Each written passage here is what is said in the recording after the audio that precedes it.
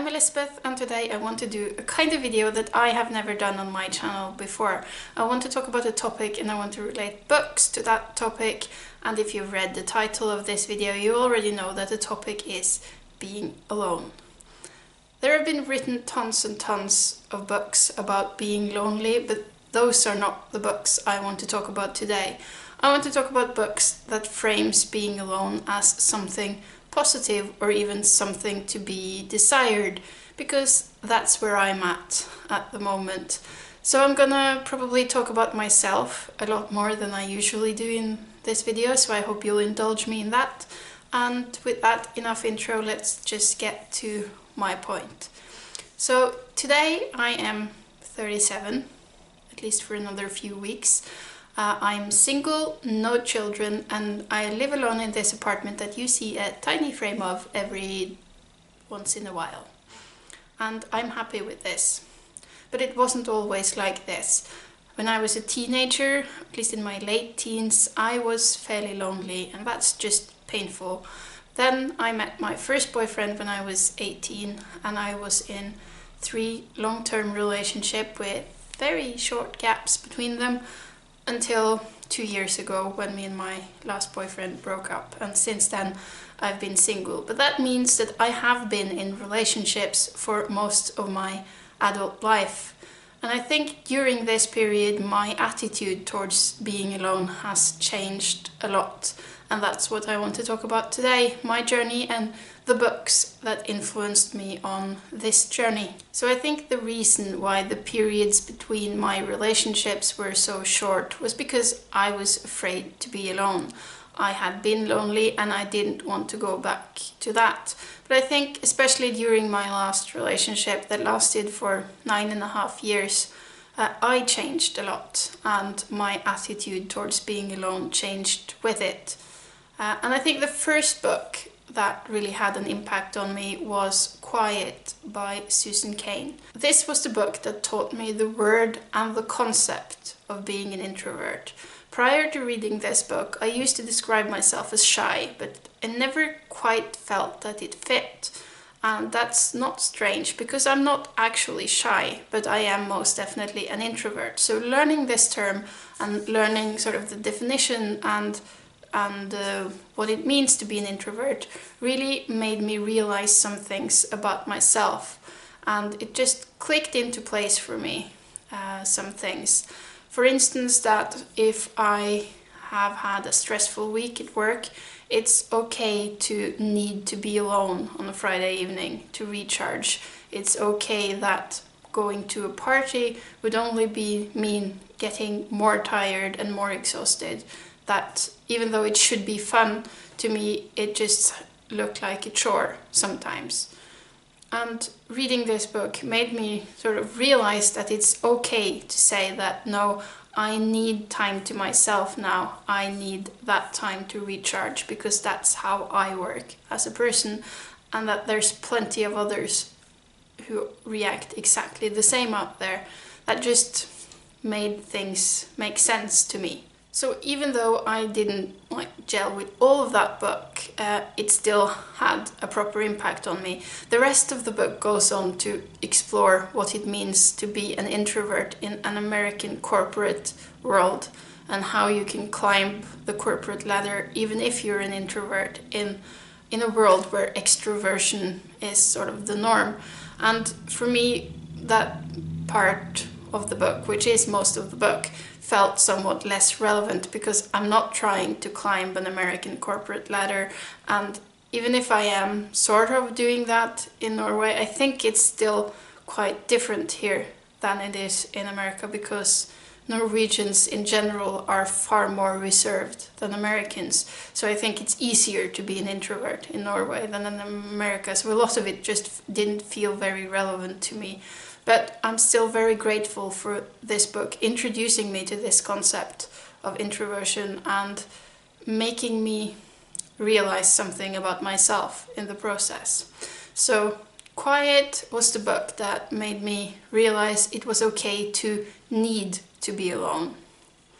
Then another book that I read while I was still in that last relationship was this one called Spinster, Making a Life of One's Own by Kate Bullock. This was actually one of the first books I bought because of BookTube. I saw Lena Norms talk about this on her channel and it immediately sounded to me like a book I wanted to read. And I was right. Even though when I look back, I see I only gave this 3 stars on Goodreads at the time. I'm not quite sure because I'm not quite sure why, because this is a book that has definitely stuck with me since I read it the first time. In this book, Kate Bullock talks about how she realized she wanted to be alone, even though that was probably not what was expected of her. She was in a good relationship with the person she really liked. They seemed to be going towards marriage. That was the natural next step in their relationship. But she realized she wanted out. She wanted to be alone. And that didn't seem like a proper thing to want, because society is telling you otherwise. And in this book she also talks about 5 women which she calls her awakeners, which are 5 women who prior to Kate Bullock was writing about being alone and writing about it as being something they really wanted, and also writing this at a time where that might not have been the norm. So where quiet taught me that it's okay to need to be alone, this book made me want to be alone.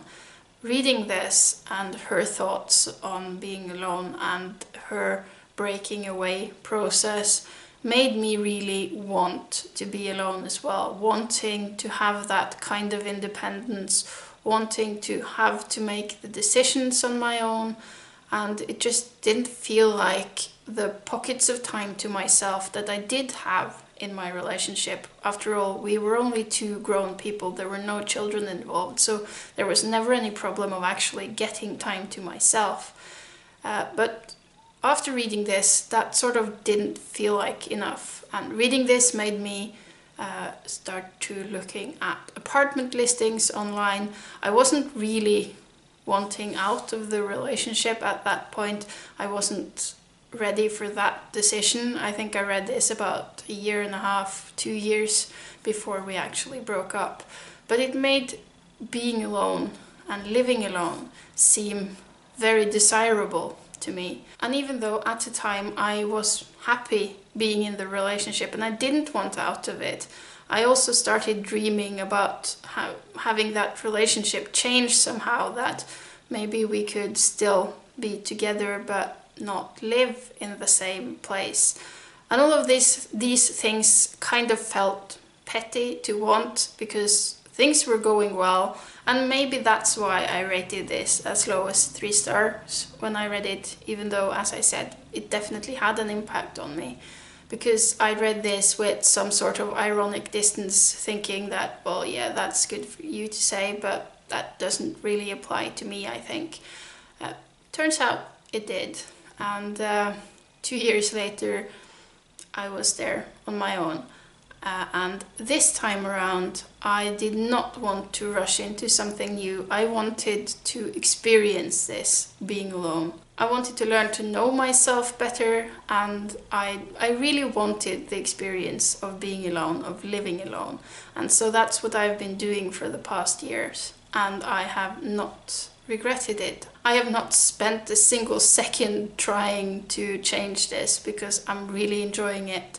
And I think even when we actually broke up, even though I was very sad, because I mean, we've been together for a decade, so it's gonna be weird to break apart, even if both of you agree that it's the right decision.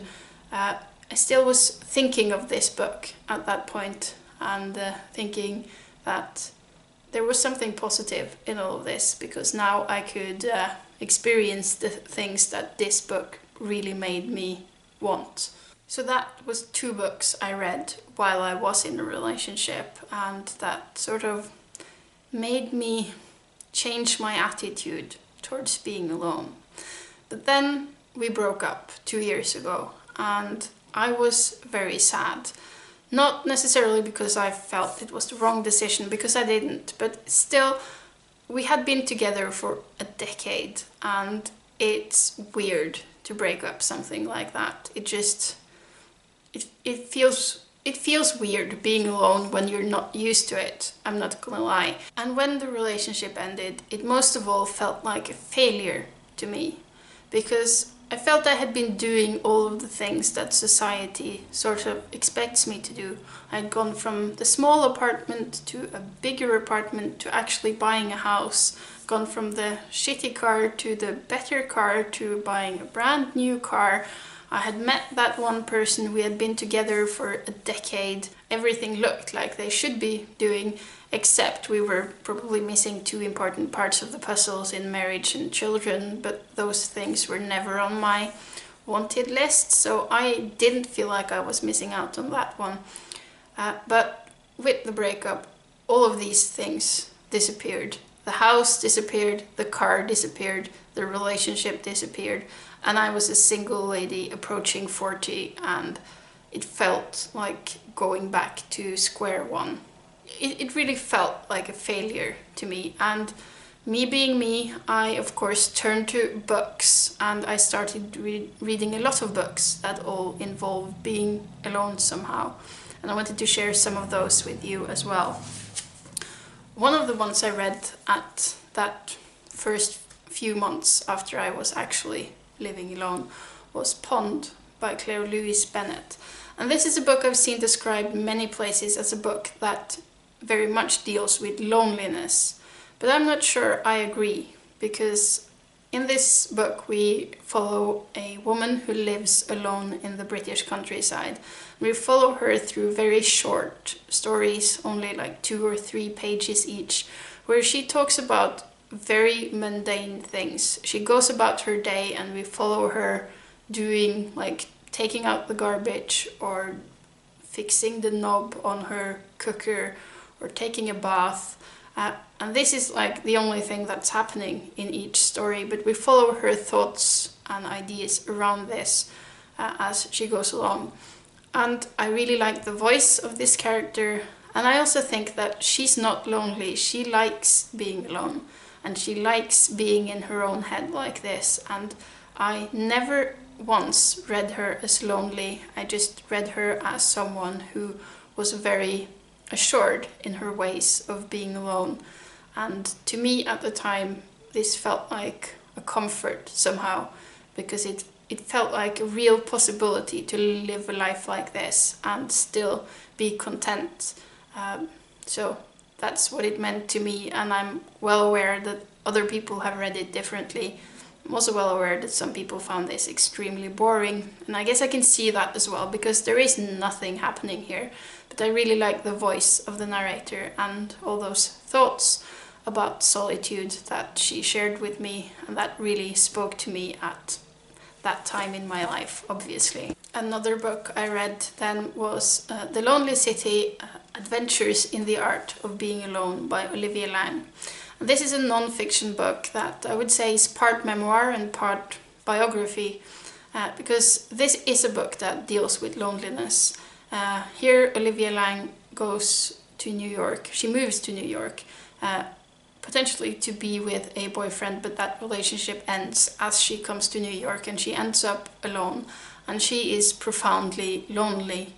But in her loneliness, she decides to go out and do research on other people who have been lonely, and through that she breaks out of this lonely funk she has gotten herself into. But that means that the memoir sort of morphs into biographies of these 4 artists that she is researching, and I really like this this way of sort of trying to work yourself out of loneliness, and also looking at how other people have dealt with loneliness and how loneliness has been turned into achievement in their lives, how they used that bad, horrible feeling into creating something beautiful and something that has had meaning for many other people. And towards the end of this book, there's also a chapter on social media, and there's a chapter about the AIDS epidemic in the 80s, and how those things connect to loneliness as well. So for me, this was another really positive read. Even though it deals with a heavy topic and heavy feelings, it told me that it's possible to take that feeling and do something with it that can create value, even though the feeling itself is bad and not positive. You can create something positive out of it. So this was another book I really, really liked, and that got me through those first months where everything seemed a bit up in the air. And the third one from that period that I want to talk about is M-Train by Patti Smith, because this was another book that just makes being alone look like the best thing in the world.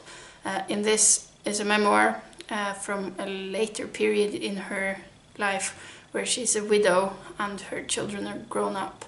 And she spends a lot of time alone in coffee shops by choice. She's reading and writing and thinking, and reading this just really made me want to spend my days in coffee shops alone, reading, drinking and writing. But I mean, I have a day job, so I can't do this all the time, but it still made being alone look like something that really, really was a positive thing in someone's life. And there are tons of books I could have mentioned because, as I said, I read a lot of books about being alone, but I'm just gonna mention one more because it wouldn't be me if I didn't bring Doris Lessing into this, I guess. Could have talked about Golden Notebook because that is also definitely a book about being alone and finding your independence, but I've talked so much about that, so instead I picked up Martha Quest, which is the first novel in a series about Martha Quest that consists of 5 books. I have not read them all. I've actually only read the first 2 yet. I have all 5. But Martha Quest is another one of those characters that really has a lot going on inside her own head, and she really needs that space to be alone with her thoughts, and that's not always easy for her. She in this first book in the series, she breaks away from home and goes to the city to live by herself and create an independent life for herself.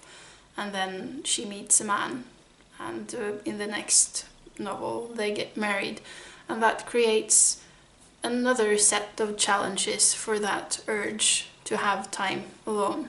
I have read a lot of books about women who are really fighting for that space for themselves. I mean, Virginia Woolf and her Room of One's Own is obviously the most well-known example of this, but I also recently read a Norwegian book that is called About Muses and Men by Marta Breen, which also explores this in great length, and there are tons and tons of other books like this.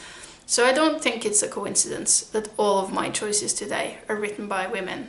But obviously I have only read a small selection of books on this topic, and if you have read something else you think I might like based on what I've showed you today, I would be very grateful if you told me in the comments down below, because I think this is a topic that I will be thinking about for many, many years to come still. I think for me the journey has gone from being lonely and scared of being alone into maybe liking to be alone a little too much. I should really try to be just a little more social and actually see people once in a while and not just hide myself in my own apartment whenever I have the opportunity.